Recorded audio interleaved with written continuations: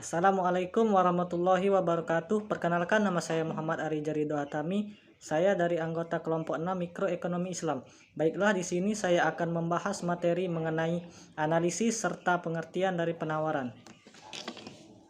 Menurut Winardi, penawaran adalah jumlah produk tertentu yang para penjual bersedia untuk menjualnya pada pasar tertentu dan pada saat tertentu.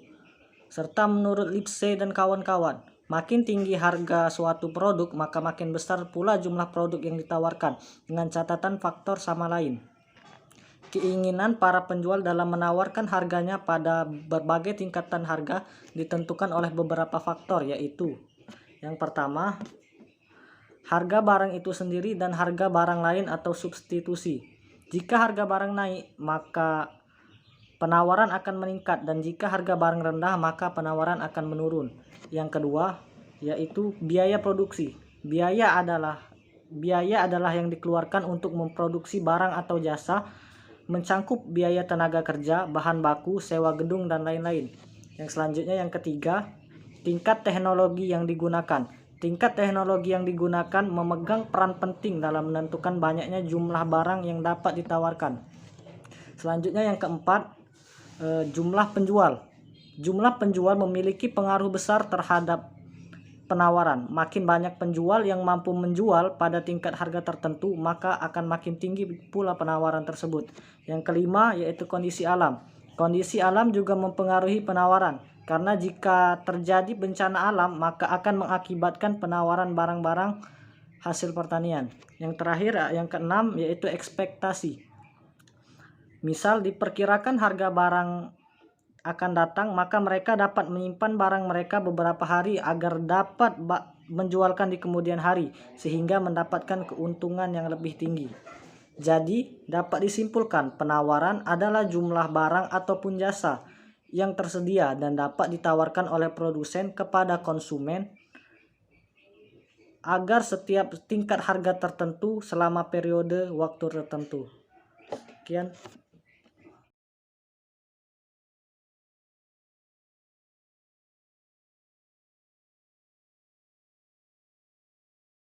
Baiklah, saya Nabila Cahyani akan melanjutkan materi selanjutnya tentang faktor-faktor yang mempengaruhi penawaran. Nah, faktor-faktor yang mempengaruhi penawaran ialah faktor harga atau harga barang itu sendiri yang mempengaruhi jumlah barang yang ditawarkan. Faktor perubahan harga tersebut akan menyebabkan pergeseran titik kombinasi harga dan jumlah yang diminta sepanjang kurva dan disebut dengan shift along supply curve. Jadi jumlah barang yang ditawarkan juga dapat berubah jika ada perubahan pada faktor berikut ini. Ada 6 faktor yang akan menyebabkan pergeseran kurva penawaran ke kiri atau ke kanan dan disebut dengan shift of demand curve. Yang pertama itu teknologi. Semakin canggih teknologi produksi yang digunakan, akan semakin banyak jumlah barang yang dapat dihasilkan, sehingga kurva penawaran akan bergeser ke kanan. Dan yang kedua, harga sumber produksi. Harga sumber atau faktor produksi juga mempengaruhi penawaran. Jika harga faktor produksi di pasar naik, maka jumlah barang yang diproduksi semakin sedikit dan kurva penawaran akan bergeser ke kiri. Sebaliknya, jika harga faktor produksi turun, maka jumlah barang yang dapat diproduksi akan naik dan kurva penawaran akan bergeser ke kanan. Dan yang ketiga, perkiraan harga sumber atau faktor produksi yang akan datang. Jika diramalkan harga faktor produksi akan naik, maka produsen cenderung akan menambah permintaan faktor produksinya saat ini, sehingga jumlah barang yang diproduksi saat ini meningkat dan kurva penawaran bergeser ke kanan. Sebaliknya, jika harga faktor produksi diramalkan akan turun, maka produsen akan cenderung mengurangi permintaan faktor produksinya dan menunggu harga faktor produksi benar-benar turun. Akibatnya, jumlah barang yang diproduksi saat ini akan turun dan kurva penawarannya akan bergeser ke kiri. Dan yang keempat, perkiraan harga barang yang akan datang.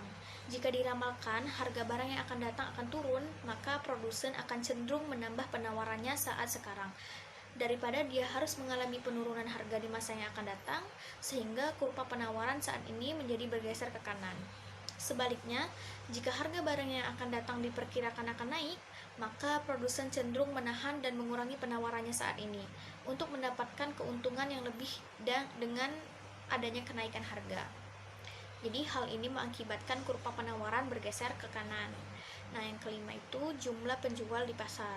Penawaran pasar merupakan penjumlahan dari penawaran individu-individu yang ada di pasar.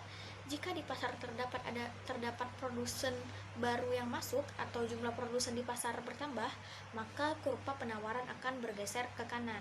Dan sebaliknya, jika banyak produsen yang keluar dari pasar, maka akan mengurangi penawaran dan kurvanya bergeser ke kiri. Dan yang keenam, pemerintah ikut campur dalam mekanisme pembentukan harga. Ada kalanya untuk stabilisasi harga di pasar, pemerintah ikut campur dalam mekanisme pembentukan harga ini.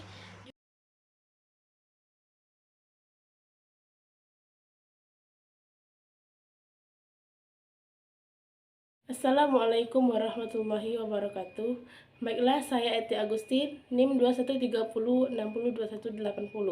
Di sini saya akan melanjutkan materi yaitu pengaruh zakat terhadap penawaran. Pengaruh zakat terhadap penawaran dapat dilihat dari dua sisi. Yang pertama adalah melihat pengaruh kewajiban membayar zakat terhadap perilaku penawaran. Dalam hal ini dicontohkan perniagaan. Di sisi lain adalah pengaruh zakat produktif, yakni alokasi zakat kegiatan produktif dari mustahik terhadap kurva penawaran. Zakat yang dikenakan pada hasil produksi adalah zakat perniagaan yang baru dikenakan apabila hasil produksi dijual dan hasil penjualan telah memenuhi nisab.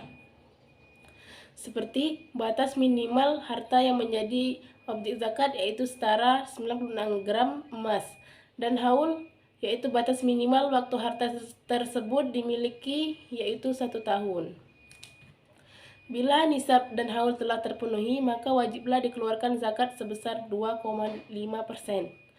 Objek zakat perniagaan adalah barang yang diperjualbelikan. Dalam ilmu ekonomi, ini berarti yang menjadi objek zakat perniagaan adalah revenue minus cost. Ulama berbeda pendapat mengenai komponen biaya. Sebagian berpendapat bahwa biaya tetap boleh diperhitungkan, sedangkan sebagian lainnya berpendapat bahwa hanya biaya variabel saja yang boleh diperhitungkan. Dalam ilmu ekonomi, berpendapat pertama berarti yang menjadi objek zakat adalah ekonomi rent. Sedangkan pendapat kedua berarti yang menjadi objek zakat adalah quasi rent atau producer surplus.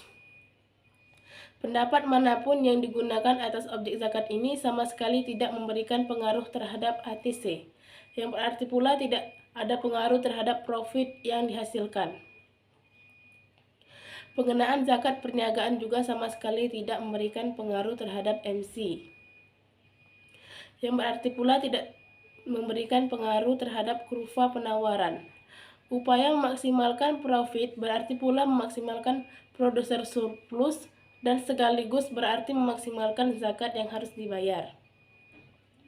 Jadi, dengan adanya pengenaan zakat perniagaan, perilaku memaksimalkan profit sejalan dengan perilaku memaksimalkan zakat. Sekian presentasi dari saya. Wassalamualaikum warahmatullahi wabarakatuh.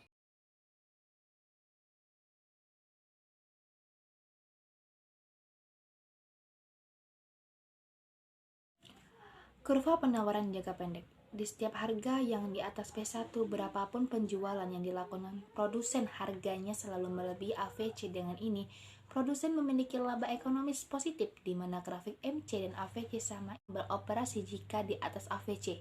Ketika produsen ingin mengoptimalkan keinginannya, maka produsen akan memproduksi ketika MC sama dengan MR yang diasumsikan pasar bersifat persaingan sempurna, maka harga berfungsi sebagai MR.